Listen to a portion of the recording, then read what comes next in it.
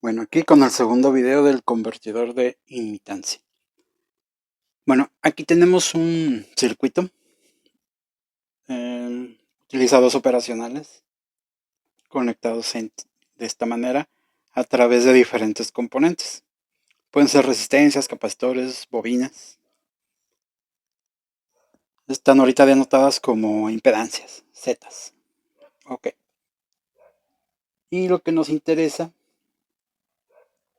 es, esta es una fuente que se está conectando al circuito. Le voy a llamar B. Al conectar esa fuente, pues va a ingresar una corriente, lo voy a llamar I. Y lo que nos interesa del circuito es qué aparenta ser. ¿Qué aparenta ser entre estas dos terminales? ¿Qué aparenta ser? ¿Cómo se comporta? ¿Cómo lo vamos a saber? Pues haciendo esto. PI entre I. Se va a llamar la impedancia de entrada que tiene este circuito. Eso es lo que nos interesa obtener. ¿Ok? Y bueno, pues no queda más que hacer un análisis del mismo. Puede hacerse de dos maneras. Quito el símbolo, pongo el modelo, quito el símbolo, pongo el modelo y analizo el circuito. O, bueno, si considero usar el símbolo ideal, recordarán que cuando se realimenta negativamente un op-amp, como es este caso, o este otro, cuando se realimenta negativamente, resulta que el voltaje diferencial, este voltaje, cae a cero. Este voltaje cae a cero. Entonces, si puedo hacer ese análisis para hacerlo más simple, considerar que eso va a ocurrir. Y entonces, pues, partir de ese conocimiento. Voy a usar ese hecho. Voy a asumir que este es mi punto de tierra. Mi negativa de la fuente que sea mi tierra. Mi voltaje de entrada con respecto a ese punto, pues está aquí, es VI. Entonces VI aparece aquí. Si VI está aquí y aquí hay un 0, o sea, aparenta ser un cortocircuito, entonces VI aparece hasta acá. Ahora, si VI está aquí y aquí tengo un aparente cortocircuito, entonces VI aparece acá. Significa que aquí hay una corriente igual a VI entre Z5. ¿Okay?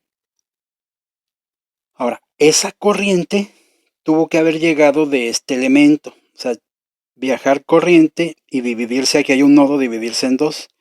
Pero la corriente que viaja para acá es cero, porque recuerdan que un op-amp tiene una impedancia de entrada infinita. Significa que esta corriente aquí tuvo que haber sido la misma que viaja acá.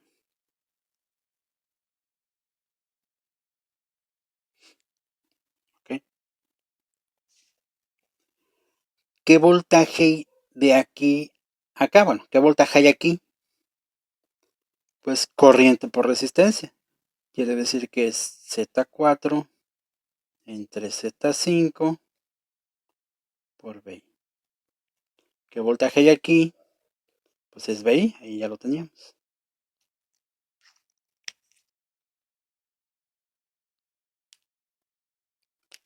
¿Qué voltaje entonces hay de aquí hasta tierra? Pues debe de ser este voltaje más este voltaje. Significa que es Z4 sobre Z5 por VI más VI. Voy a hacer por acá. Z4 sobre Z5 por VI más VI. Podría, lo vamos a arreglar. Voy a considerar que es Z4 más Z5 entre Z5 por VI. Ese es el voltaje que está en esta terminal, de aquí hasta tierra. Lo voy a poner por acá. Z4 más Z5 sobre Z5 por VI. Okay. Ahora, ¿qué corriente viaja entonces por esta resistencia? Bueno, por esta impedancia. Pues es la diferencia de potencial. BI menos Z4 más Z5 entre Z5 por BI. Entonces, la corriente que viaja aquí es la diferencia de potencial entre Z3. Significa que va a ser la diferencia de potencial es BI menos Z4 más Z5 sobre Z5 por BI, todo eso sobre Z3. ¿Y qué resulta? Si utilizo un término común, va a aparecer Z3, Z5, voy a usar el término común Z5, entonces sería Z5 menos Z4 menos Z5 entre Z, no sé, ya lo puse, por BI, Z5 se va con Z5, entonces va a quedar menos Z4 entre Z3 por Z5 por BI. Ese es la corriente que viaja en esta terminal. Entonces quedó menos Z4 sobre Z3 por Z5 por BI. Es la corriente que viaja por este componente, por Z3. Ok. Esa corriente, ¿de dónde llegó? Hay un nodo y hay 3 ramas.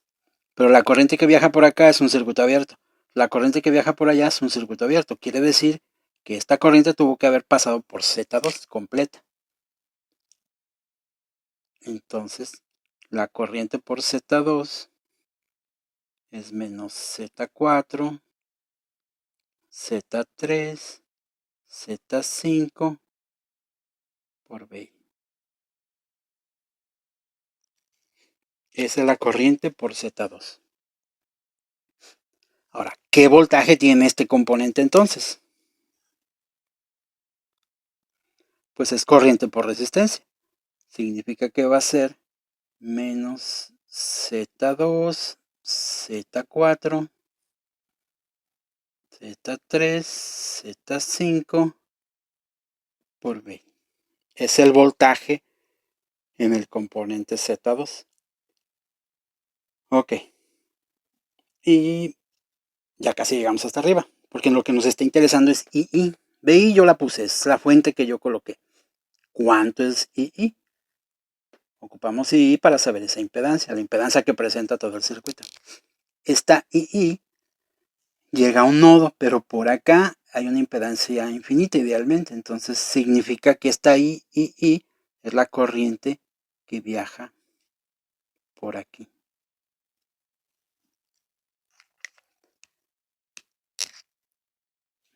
Ya tengo el voltaje aquí. Tengo la corriente aquí. Sé que aquí hay BI. Necesito encontrar el voltaje de aquí a tierra y sabría yo entonces este voltaje. Este voltaje es este voltaje menos este voltaje. Este voltaje menos este voltaje entre Z1 es la corriente y es precisamente la corriente II. Entonces ocupo encontrar el voltaje en este nodo. Primero. ¿Cuál es el voltaje en ese nodo? Bueno, es este voltaje más este voltaje más este voltaje más este voltaje. O más bien este voltaje más BI, porque este es BI a tierra. Este voltaje más BI es el voltaje aquí. Eso lo voy a hacer por acá, porque tengo muy poco espacio. Ok. Quiero el voltaje en este nodo. El voltaje en este nodo debe de ser este voltaje más BI. O sea, este voltaje más todo este voltaje, que es BI. Entonces sería el voltaje en este nodo, aquí está, más BI. Entonces sería menos Z2, Z4 sobre Z3 por Z5 por BI más BI. Tomo como término común Z3, Z5, entonces me va a quedar menos Z2 por Z4 más Z3, Z5, todo sobre Z3, Z5 por BI. Ese es el voltaje en este nodo. Menos Z2, Z4, Z3, Z5 sobre Z3, Z5 por BI. Ok, entonces, ¿cuál es el voltaje entre estos dos en este componente? Pues es BI menos este voltaje. Lo voy a hacer también aquí aparte. Este voltaje menos este voltaje. Entonces va a ser BI menos, pero como es menos, se va a hacer positivo.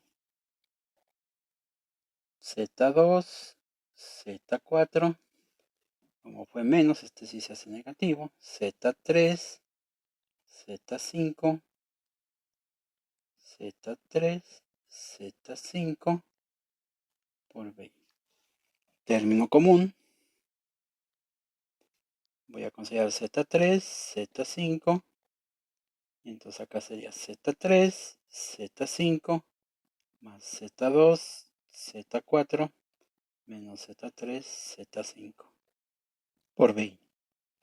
Este se va con este y me queda Z2, Z4, Z3, Z5, BI. Ese es el voltaje aquí, en este componente.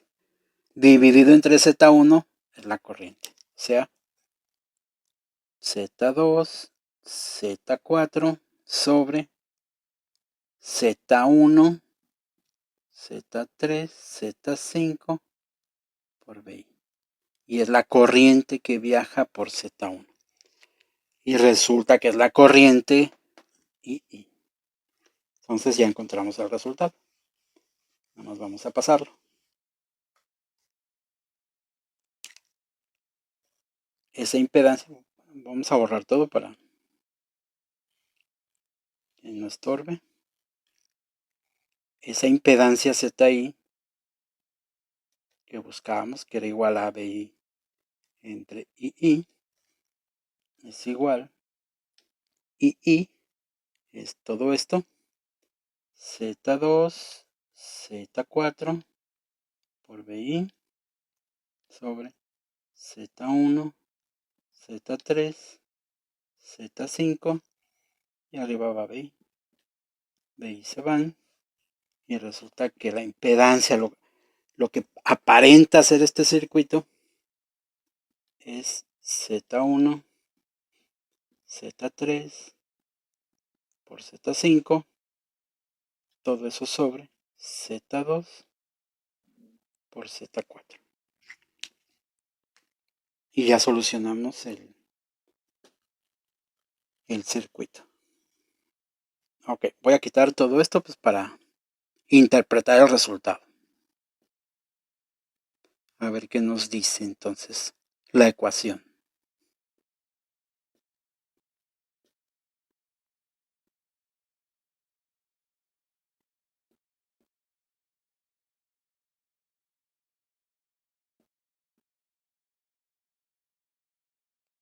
Posiblemente no se vieron bien las ecuaciones, pero bueno, vieron el proceso. Es un proceso sencillo. También es un buen ejemplo para que ustedes lo realicen de manera personal.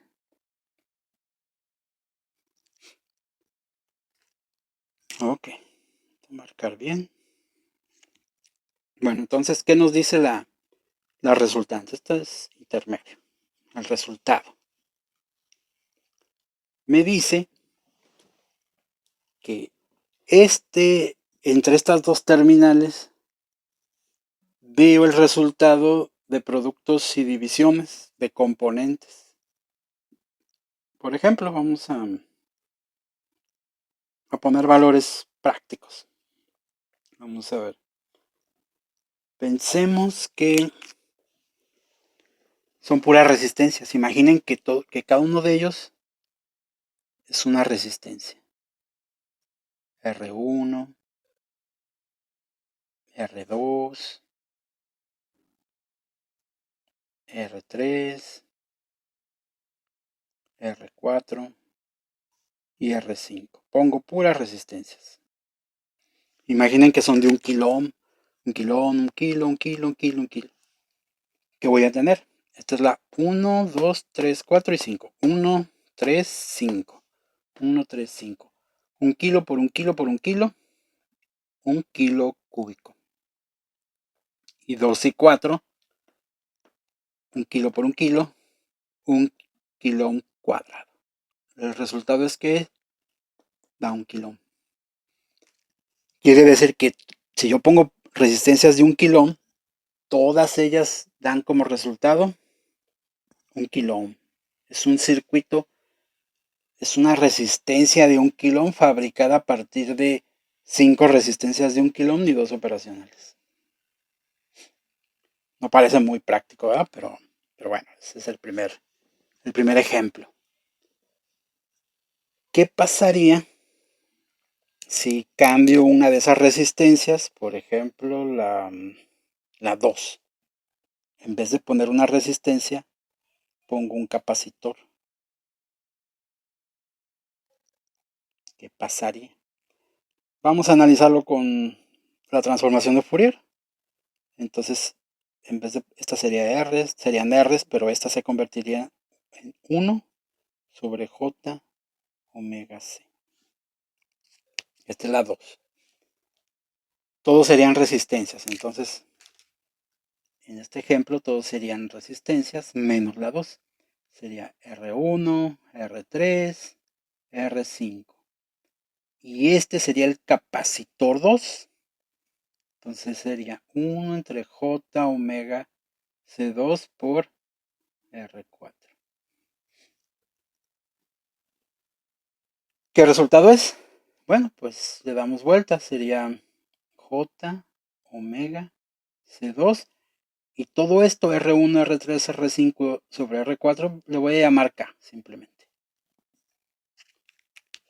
¿Qué aparenta ser ahora todo el circuito? ¿Qué componente tiene esta ecuación o una ecuación similar? J omega por algo. Bueno, pues ustedes lo conocen, se llama bobina. Esto de aquí sería la inductancia de esa bobina. Entonces, cuando se coloca un capacitor en este circuito, en esta posición, vean que puede ser esa posición o en la 4, aquí, o aquí, o aquí, lo que tenemos es una bobina hecha sin bobinas, sin inductancias. Solamente usamos resistencias y capacitores. Cuando es ese el caso, se llama bobina sintética.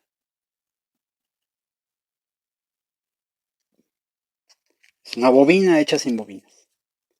No hay un acoplamiento magnético. No esperen juntar dos circuitos de estos y que se acoplen. No ocurre eso.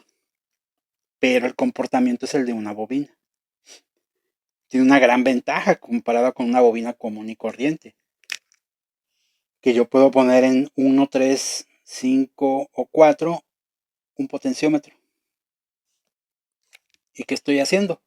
Una inductancia variable. Una bobina sintética que además es ajustable. O sea, para empezar es una bobina sin bobinas. Y además es ajustable. Cosa muy difícil de lograr de manera práctica en una bobina convencional. Entonces es un circuito muy, muy interesante.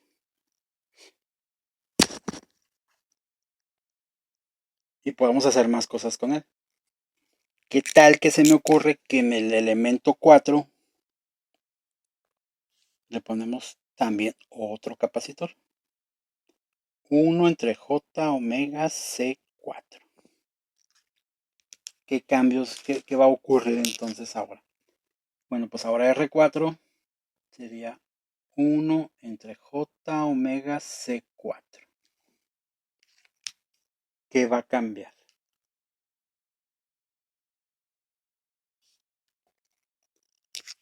Bueno, pues ahora J por J menos 1.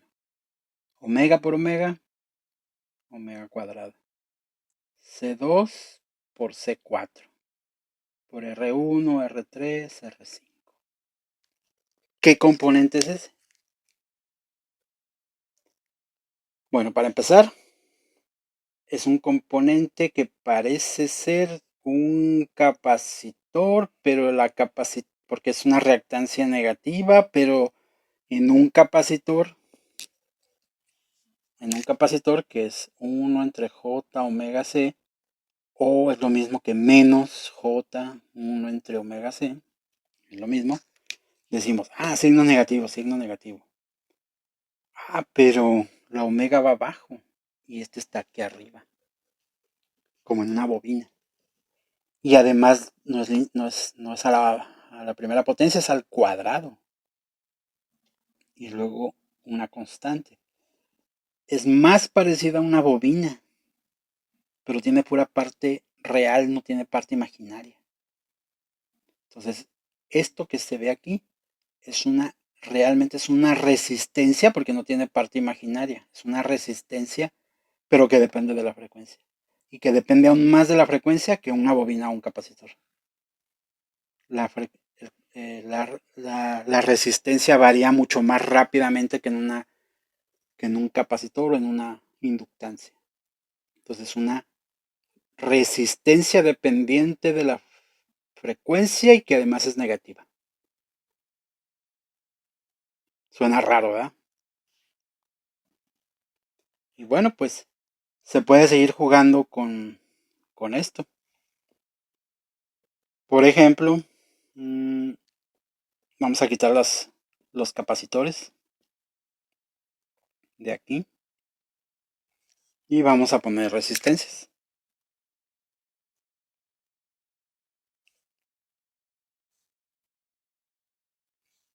Y digo, bueno, pues aquí le pongo un capacitor.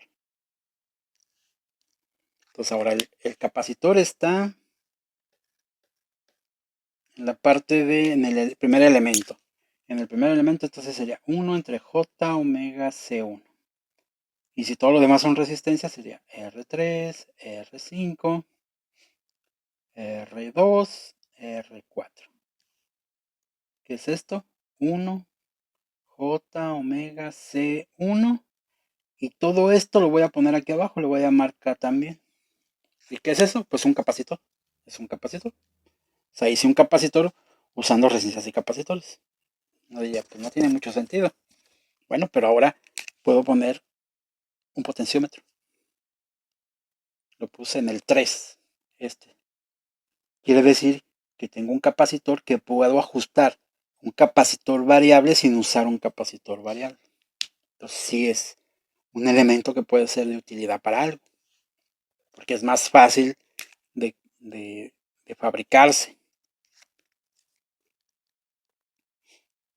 Y esto en realidad puede caber en un circuito integrado. O sea, no tiene que ser físicamente como uno espera un capacitor, sino un circuito integrado hecho con dos operacionales. Es un circuito integrado que cabe en un área de 1 milímetro por 1 milímetro. Bueno, mucho menos que eso. Entonces es un circuito muy interesante.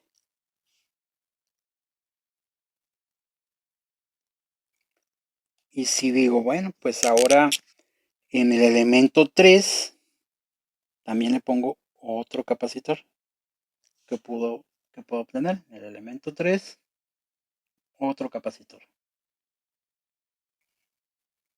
Que se obtiene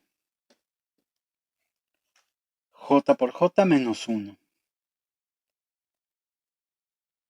R5, R2, R4, C1 y C3 le voy a llamar simplemente K. Y abajo omega cuadrado. O bueno, la K la voy a poner aquí abajo, ¿no? Que todo está abajo. ¿qué elemento es ese? Pues tampoco existe propiamente. No es un elemento del circuito. Es otra resistencia porque solamente tiene parte real, pero es negativa. Y varía inversamente, de manera inversamente proporcional al cuadrado de la frecuencia. Pues es un elemento que tampoco existe, pero que se puede fabricar. Entonces, con este circuito, que por cierto no les he dicho el nombre, este circuito en particular se llama JIC. Es un convertidor de impedancia generalizada. ¿Por qué se llama así? Pues porque puedo crear cualquier elemento. Resistencias, inductancias, capacitancias o elementos que no existen. Resistencias negativas que dependen de la frecuencia, de manera directa o de manera inversa. Este tipo de circuito se utiliza para hacer regularmente filtros. Con la gran desventaja, recordarán esa parte, que la gran desventaja de los operacionales es su ancho de banda. Entre más ganancia tienen, su ancho de banda se reduce. Pero aún así se diseñan algunos fabricantes de circuitos integrados de comunicaciones. Como es muy complicado integrar o no se ha podido integrar una inductancia, un valor de inductancia bastante grande en un circuito integrado, o se ponen por fuera o se hacen bobinas sintéticas. Y entonces ya se puede hacer en circuito integrado un circuito de radiofrecuencia, por ejemplo. Esos fabricantes de esos circuitos hacen sus propios operacionales. No son maravillosos operacionales en el sentido de que tienen gran ganancia y impedancias de entrada gigantescas, o sea, no.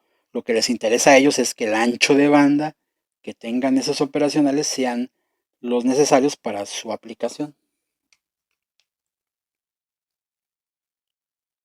Y bueno, pues hasta aquí el tema del convertidor de imitancia.